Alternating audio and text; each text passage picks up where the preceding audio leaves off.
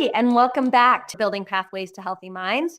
We had a great break over the holidays and are very excited to be back and have our first guest of the new year, Natalie Henderson, who we had on last season. We talked about neurodivergent parenting, and it was an episode called Parenting Beyond the Norm. And so if you want to check that out, it was full of really, really great advice and tips from Natalie. She's a wonderful parent, friend, educator. So a little bit more about her. She is a public health educator, behavioral health strategist, and parent and advocate with over a decade of experience working at the intersection of mental health, education, and equity. She began her career at Child Builders, which is where I got to really meet her, and she collaborated on the team about curriculum design and program delivery. And one of the topics that we focus heavily on is assertiveness. And Natalie was a front runner for us in that research and investigating why is assertiveness so important? Why is it an important skill for children to have? And how does it help in preventing child abuse? So today we're going to jump into that. But right now, Natalie is the founder of Radiant Catalyst, a consulting practice that supports small to medium-sized organizations align around shared goals, clarify roles and responsibilities, strengthen interpersonal relationships, and build effective protocols and procedures. Her approach is grounded in empathy, systems thinking, and a deep commitment to equity. So I know she's still doing really great work and using all of these pieces to make businesses better and to work well together. So I hope you enjoy this podcast. I hope you enjoy our conversation because Natalie is really passionate about assertiveness. It's a skill that she and I didn't necessarily have a whole lot of knowledge about growing up.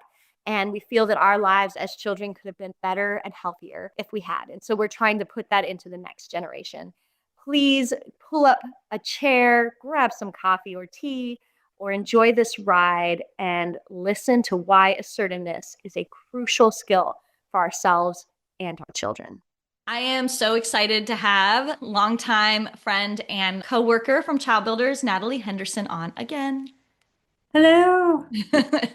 So today's topic is something that is near and dear to our hearts, to Child Builders. It's kind of, there's a lot of things that make up Child Builders, but this and child safety, abuse prevention, these are kind of the core backbones to our work. And it's a topic of assertiveness, which I feel like when Natalie was on staff, this was kind of her big area, like researched. Mm-hmm. And so let's just dive into it. I think you're in for a treat today because the more you learn about assertiveness, the more it affects you. It affects parenting, it affects teaching, it affects life. So let's just start with, what does assertiveness really mean? How does that apply to children? So I was thinking about this, what is assertiveness and how it is for children versus adults. And I realized that it's not really any different. Mm-hmm. It's, just being confident, respectful, and asking for what you need and doing it in a way that you're both respecting yourself and respecting the other people that you're asking the thing of or stating the thing to. Absolutely. I feel like it's so simple, and yet it's something a lot of us didn't learn really as children. Maybe we haven't been given permission as children. Do you find that, you think, in society we haven't been given permission to be assertive as children? Yeah, yeah. I think it was interesting because when I started researching this when I was at Child Builders, like we didn't have any language exactly around this. And I was like, what can we help the kids to like understand how to be this way? And, then I started doing this research. I'm like, oh, it's really assertiveness. Yeah. And I really feel like this was like in the 2010s, there wasn't really a whole lot of this yet. And now I know that's like everyone's like, of course, assertiveness, it's been here forever. Right. Which it hasn't really. Like, yeah, when we were younger, I would say it was very much like you, as a child, you weren't supposed to state what you needed or ask for what you just did what you were told. Yeah. And I think now, as our generation is becoming parents, we've flipped that script a lot where it's like we're trying to be more emotionally connected to our kids and allow them to state what they need and set better boundaries. Just, I think having this language and being able to like model what assertiveness is this huge change for us. I think even as adults, like I'm trying to implement that even more into my life, as well as teaching that to my child. Absolutely. It was pretty eye-opening for me, and I'd worked with children for a long time. We had never been trained as teachers, educators to teach assertiveness. I mean, when I started working at Child Builders and I learned about this and we would talk about it a lot, it was eye-opening for me as an adult to go, I have been communicating so ineffectively and so Mm. unhealthily Yeah. for so long. And so I let's do that too. Like let's talk about the three types of communication, which we all kind of know, but like break those down a little bit and maybe how we see those in life, right? Yeah, sure. So obviously there's assertiveness. That's in my mind, and I think like how we, and unless it's changed and how it's in the curriculum for Stand Strong, Stay Safe, is very much like respect of self, respect of others. You're just stating what you need in a calm way with like body language that's also assertive. And we can get more into that if you want me to in a Sure. little bit. Then there's aggression or aggressiveness, where it's just that person is really kind of demanding that everyone give them what they need, and it's not respectful of the people involved. And usually with body language too, we see that that's bigger. It's even the voice, the tone, it's louder. It's oftentimes scary, I would say. Hmm. And then there's passiveness, which is just usually we think of someone who's very shy, meek, not stating their need, and kind of letting the other person take what they need and not asking for what they need. Yeah. I think for me, I found often, and I still hear myself saying it, where I want to stand up for myself, or I want Hmm. to, I care enough about this person that I'm in a relationship with where I go, I want to make sure I'm being healthy. And so Hmm. I have to constantly remind myself that it's so much easier for me to just give in and hide, but Yeah, it's better in the long run to stand up and speak up. definitely, definitely. And I do think there's like, cultural factors that have affected this too. And I think especially as being women in society, like especially when we were girls, we were kind of taught not to ask for what we need and just be compliant and give in to what the majority wanted. And so I think there's a lot of unlearning that we have Absolutely. to do to take up some space and like ask for what we need, which does lead to like better outcomes for us and others, right? It's a healthier communication, it's healthier relationships, it's better self-confidence for ourselves. I'm actually really curious too, Priscilla, with like when you were teaching and when you were learning, going through like your education, did you all talk about respect? Because I feel like that I would hear that a lot from different teachers or even parents too about respect. But I was curious if that was like something that came up when you were learning. I think we still, as educators, so this was like, I started teaching in 2005, 2004, 2005. It was still, we were starting to get to that point. Classroom management was about really having relationship with kids and knowing them. But it was still very much like you are the authority in the classroom. Mhm. Listen to what I say, make sure kids Hmm. are just being, doing their stuff. And I remember having some stuff in my classroom where I was kind of talking about assertiveness without knowing that term, Mm. where it would be like, you can tell me if something happens, you can stand up for yourself, but really walking through child builders learning, I have permission to tell children like Hmm. this is what the name of this word is, and it's healthy for you to have assertiveness and solve your problems. It changed the way I saw kids, and definitely changed my personal parenting. Oh, for sure. For sure. Because I do feel like in this society, like we think that we respect children, but for a long time, I think it hasn't really been respect. It's been like, you need to listen to me, the adult. I don't need to listen to you necessarily. I want you to be obedient, compliant, and what I say goes. And I think that obviously that's changing more and more. But that's what I was thinking about with like, I just remember so often people being like, especially adults being like, you need to respect me. But it wasn't respect they were actually looking for. It was blind Like, obedience. yeah, do what I'm Yeah. saying. Yeah. Um, Don't ask questions, just do it. how, as a parent, how have you implemented that in your parenting? Oh, yeah. So because of the research I'd done with child builders and all the work, that we had done together, it totally changed, I think, my thoughts on how I was going to parent. And so with my kiddo, I think just from the get-go, like just I think something we probably don't talk about as much with assertiveness, which is really important, is actually listening. Mm, right? It's like if we're not listening, we're not actually being assertive either, like because we're not listening to other person's needs or wants. So I think that's something that changed a lot for me is like, especially compared to how I was raised, like just being a better listener to the needs of my kid. Um, and I think early on, just like having these discussions. So like, I think about a lot of the work that you did around the emotional vocabulary and like how do kids learn how to express their feelings. And we, as parents early on, that was something that was like definitely on our radar. We had so many of the books that I had, and I had gone through for child builders, like On's Anger is like one that we used hmm all the time. And just helping him to identify his emotions, because I think that it's not super obvious, but like being able to identify your emotions actually helps you with your assertiveness because it helps you with your self-awareness. So that was something we were like, okay, we really want to help him be self-aware. What are these emotions? How am I feeling? And then especially as he got a little bit older and more capable of like setting boundaries. So one was listening to what his boundaries were and really, really working to respect that. So even if it seems silly, if he was like, I don't want a hug, it was like, okay, that's your body, your boundary. Today, if you don't want a hug right now, I'm not going to give you a hug. Which I think I also did to him often, where like anytime I had a migraine or was sick, part of it was purposely because I remember working with, Amanda Sarusian. She would tell me how she had done this with her own kids of like sometimes when I'm not feeling well, I'll be like, I don't want a hug right now, to teach them about that boundaries as well, that it goes both Mm. ways. So there's some of that. And then especially as our kiddo got older, one of the things I don't think I had thought a lot about until I became a parent was actually setting emotional boundaries and like boundaries around topics.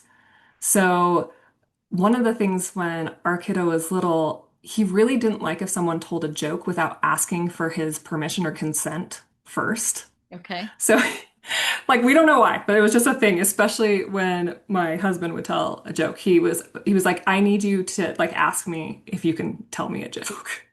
And so I know it seems silly, and a lot of parents might be like, well, that's silly. Like, no, I'm not going to do that. But because we were like very aware of like this assertiveness and like wanting to teach him around consent, we were like, okay, we've got to do this. And so we did it for like a year, and then finally he didn't care as much about that. And then even now, as he's 11, he loves horror. I hate anything related to horror. So I've told him like my boundaries, I do not consent to hearing any of the horror stories you're reading or watching. Like, I don't want to hear it. Yeah. Yeah, and I think even we've even incorporated some of that into like our family ritual. So we at dinner, we eat dinner together every night. We don't have any electronics or screens at the dinner table, and we often will start off with like how we feel that day. So Mm. mention something that you're happy, sad, angry, and then the last one we kind of always change up. So sometimes it's like what's something that disappointed you today or what's something you're excited about, just to get into the practice of sharing our emotions and really understanding where each person is at this time at dinner. Yeah, that's so good. And I was thinking as you were talking, I feel like it's twofold there. It's listening and then it's caring. Yeah. Because I think as parents, we for so long we know, okay, the right thing is for me to listen to my child, but sometimes we're Hmm. half listening, we're half doing something else. Hmm. I'm very much aware that I do that, but it's the listening and then also saying like I care enough to respect what Yeah. you're saying. That's a really big part, I think, of teaching assertiveness because so often when we go into classrooms, we talk a lot about, hey, here's how you can be assertive, how you can be assertive. But the other piece to that is teaching kids too to respect someone else's assertiveness and the things they desire. Yes. Yes. Actually, the reason I was thinking about this a lot, this listening piece was yesterday I was in the car and my kiddo was making this like really high pitched screeching sound. And I was like, I need you to stop.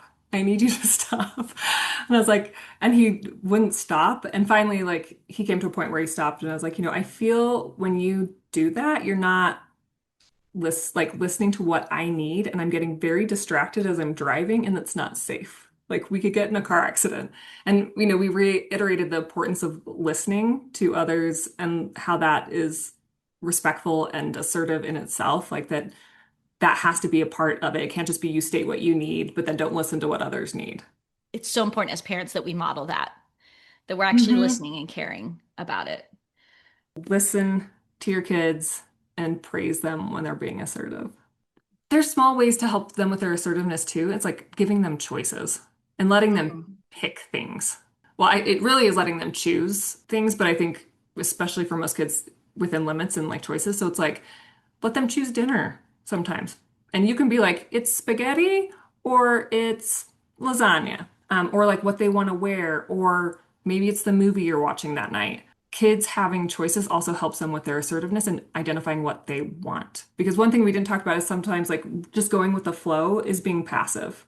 And it's hmm a skill that like I feel like it's always revered in a lot of ways in our society. Like, oh, that person's so easy, they just go with the flow, but they're also never stating what they want. And so right. then eventually people won't ever ask them what they want. I can tell you as a person who kind of goes with the flow, right, that eventually that builds up to where Mm-hmm. either you feel like you don't have a place in the world to say Yeah. what you need, or like you sort of are passive aggressive. Like, how come no one Yeah. ever cares about what I Yeah. think? Oh, totally. You can become resentful for it. They're like, Hmm. oh, how did they not know what I wanted? And it's like, Right. well, I guess I didn't tell them what I wanted, Right. which I get because I'm like that too. Yeah. I'm a recovering people pleaser. And really, child builders taught me so much. I mean, there's so many personal experiences that I could give where it's like, I just learned it was so much better to actually be assertive rather than passive aggressive, which I had kind of been my whole life. Well, and I think that's something we didn't mention either is being assertive is being direct. Hmm. And I think that is something that is definitely changing in our society, but I think people used to think being direct is unkind. Hmm. It's like it's not. It's just being very assertive and just like letting people know. When you were researching these things, was there anything you found that just was completely surprising to you or that you just clung onto with assertiveness? Yeah, something that I think really surprised me, and this has changed a little bit now with knowing more about the research, but I came across Amy Cuddy's power pose. So, just some background for the listeners, like Amy Cuddy is a researcher out of Harvard, and she had done this study on power posing, which means basically like taking up some space. Like, if you think about a power pose, I think the best example is like a superhero, hands on the hips, legs spread, head held high, chest out, like chin up, and just being in this very like power, like a superhero pose. And at the time, the research stated that like it increased different hormones, that was why you felt more confident and you just felt more empowered. I will say there is a caveat to this, like now many years later, I think like with other studies trying to replicate this, no one's been able to find any kind of hormonal link to this, but there is maybe a placebo, but effect, and a lot of people do self-describe that like they still feel more confident when they do Hmm. this. So therefore it still works. But that was really surprising to me that I'm like, just changing your body position can make you more confident and make you feel more empowered. I think I loved it because I was like, oh, this will be like the easiest thing to teach children because who doesn't want to stand in a power pose? Right. When like And then it gives them something to do. absolutely. And it gave us a building block to like having an assertiveness pose because we actually teach Yeah, children stand shoulders stand back, strong. stand strong. Yep. Exactly. And it makes so much sense though, because I remember when we were talking through these things, you were talking about how often somebody who's commanding the room is the person who's taking up space, right? Even just like in Yeah, their body position. totally. Yeah. Just, And I love it. Like, I think it's something, yeah, I still use it. I still talk with my own kiddo about how to use this when he's feeling like he's not feeling confident. And it totally just, yeah, it changes how you feel about yourself in that moment. well, and I just think it's so smart that we're teaching kids to just be aware, one, of what they're emotionally feeling and needing, because so often we Hmm. don't sit down as children or adults to think through Hmm. those things, but also giving them an awareness of body and posture and what that communicates in Hmm. social settings. And so assertiveness teaches so many skills. And one of them is like understanding social situations. Yeah. Yeah. And well, you're saying too, like body language is so important. It's a huge way of how we understand how someone else is feeling or how, and I think about that with assertiveness too. It's not just the pose, it's also like the tone of voice. It's Mhm. also like the eyes, where the eyes looking, what is like is how is the mouth, like is the mouth smiling? Is it frowning? Is it grimacing? Like what a kind of like the whole picture. Yeah. And how that's really important in that being assertive. Yeah. I think it just teaches you a whole lot about other people, their boundaries, and what they're Hmm. feeling. I can speak for my own parenting with my daughter.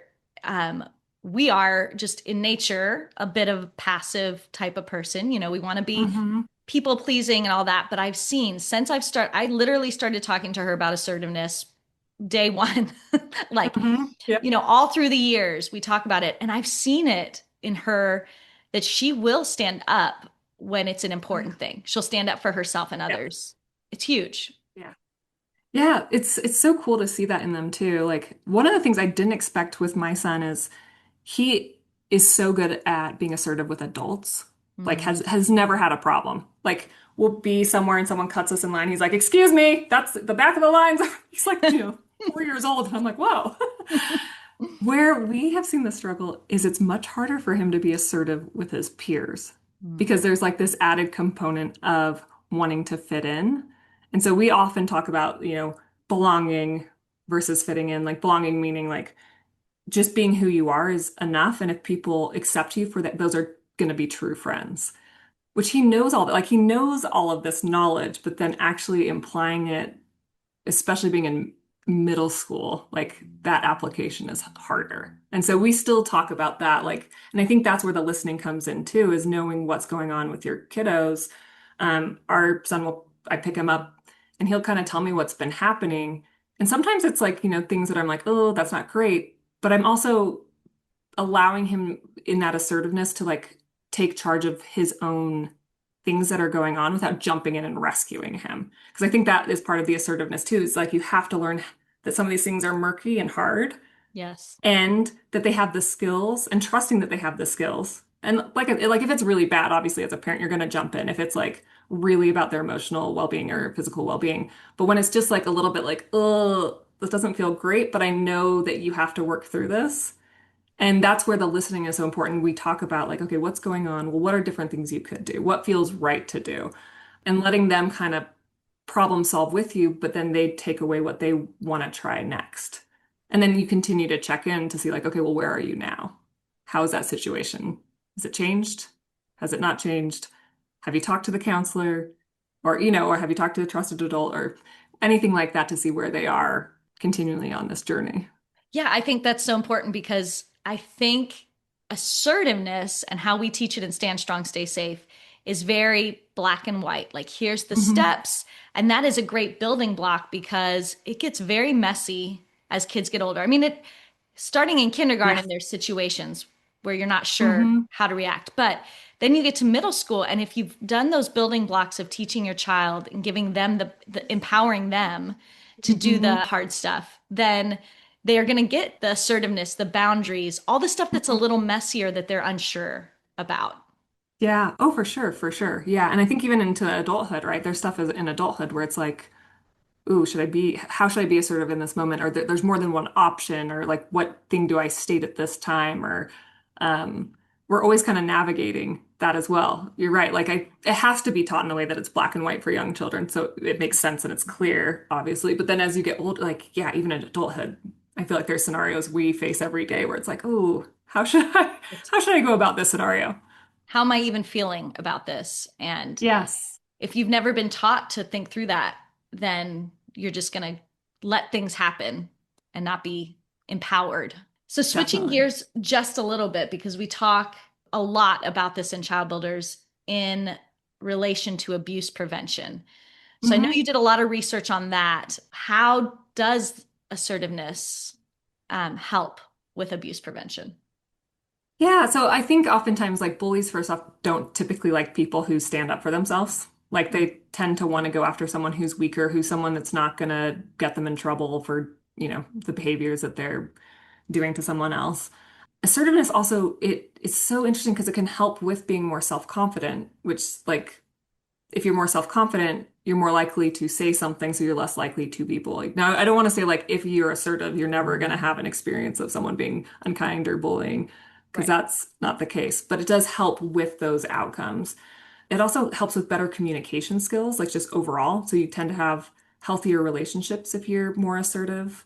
It can even like in adulthood help with like stress because you know how to be more, and this can happen earlier. It doesn't have to be quite like, once you hit 18, but you're more able to advocate for what you need. So like Mm. that advocacy part's really important. Whether that's around school assignments, something that's happening at school that's, I don't know, related to an activity or another person, like you can get your needs met so that reduces your stress. And I think about it Absolutely. too now in like the job, like if at a job you're able to be assertive and put boundaries on things and what you're willing to do, that also reduces your stress. So assertiveness, like there's going to be some people who have like a little, like innately have more confidence and maybe being assertive is not as challenging, but it is a very practice skill. Like it's something that you have to practice and Mhm. learn to be good at it. And I think especially for kiddos who are practicing that, so first it's often like an adult helping them come up with scenarios, like if this happens, how would you be assertive?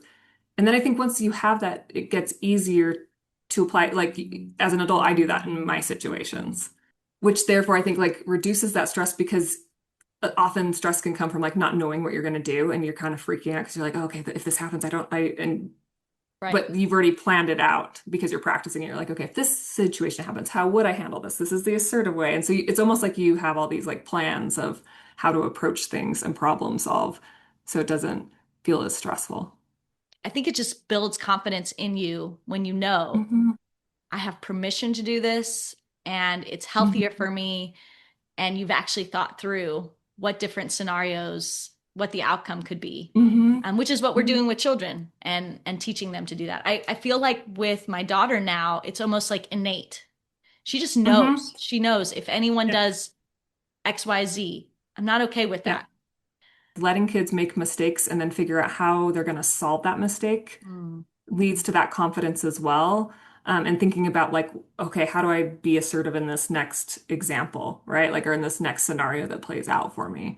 So that's something I think about too, is especially going back to like with my son and his stuff that's happening in middle school, is continuing to let him build that confidence so that that feeds into his assertiveness. Yeah. Talking specifically about assertiveness and sexual abuse, what are Mhm. some things you found out from researching that topic?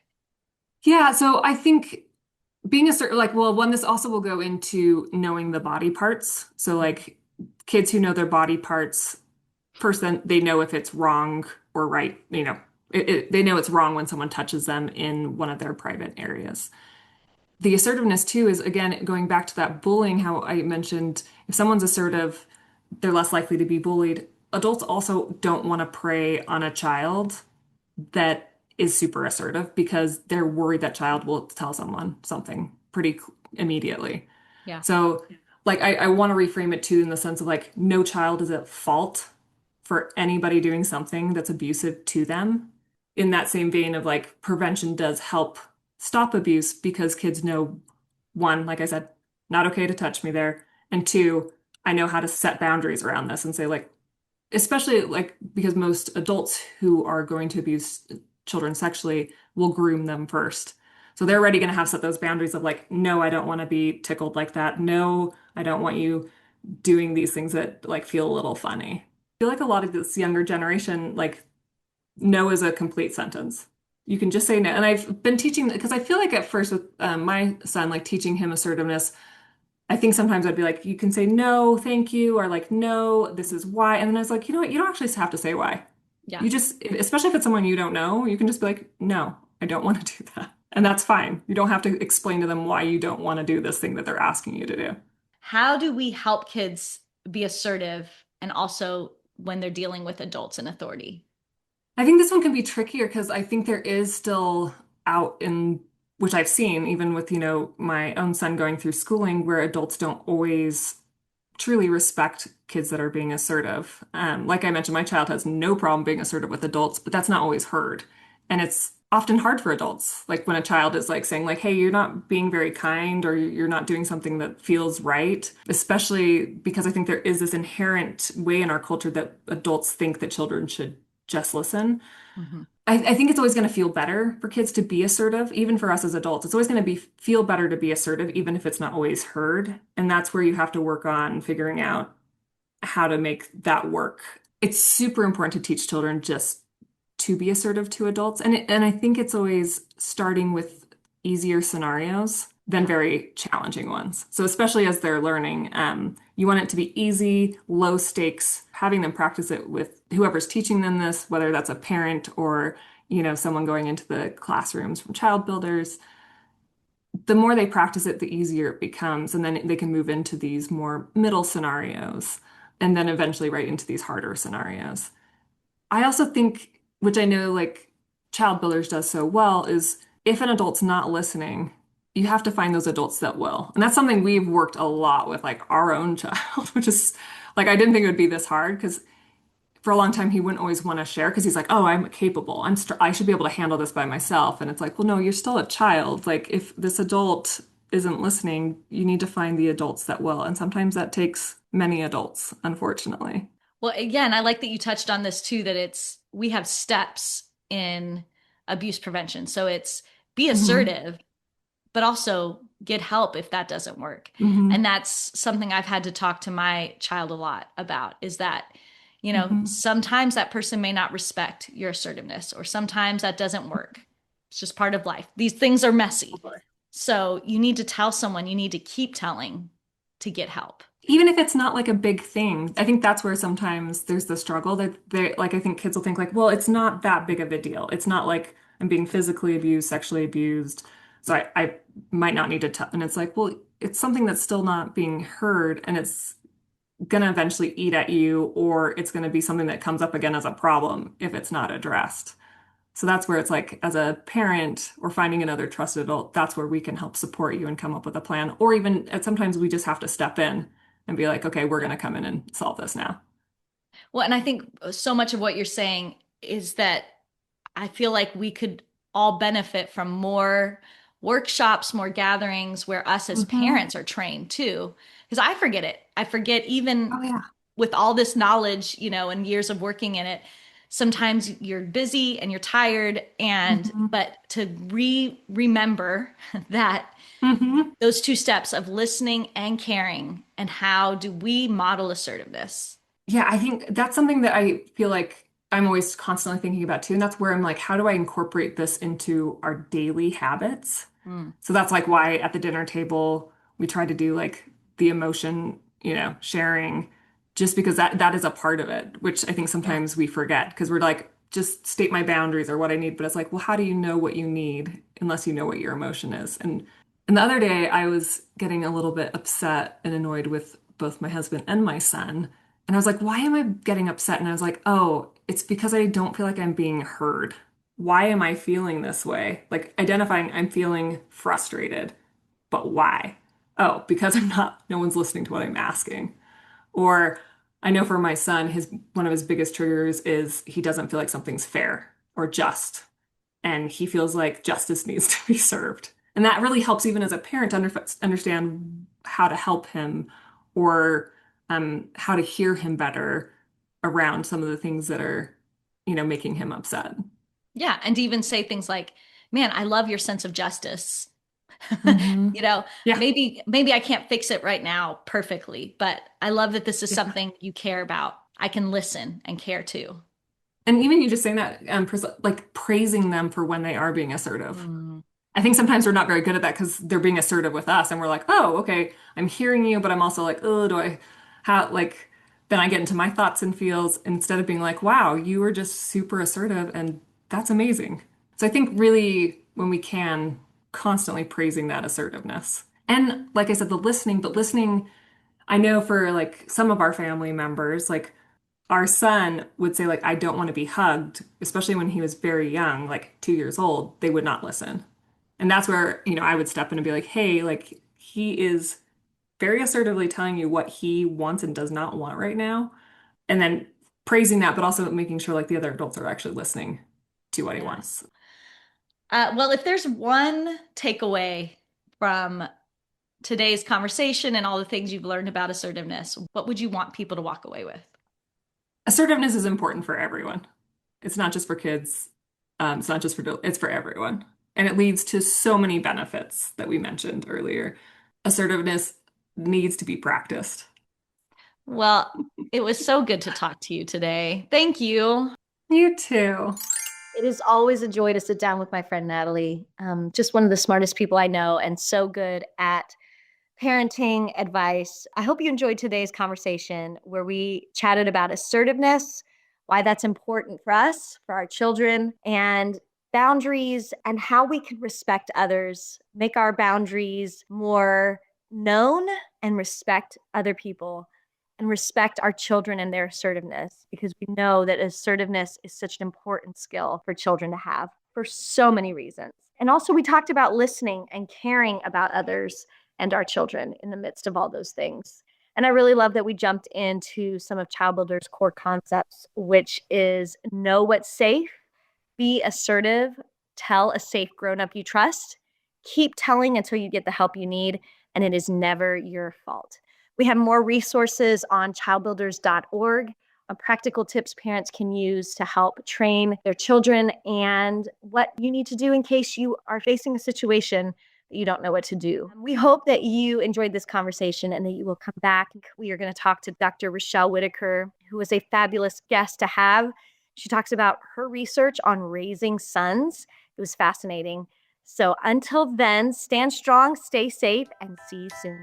Bye.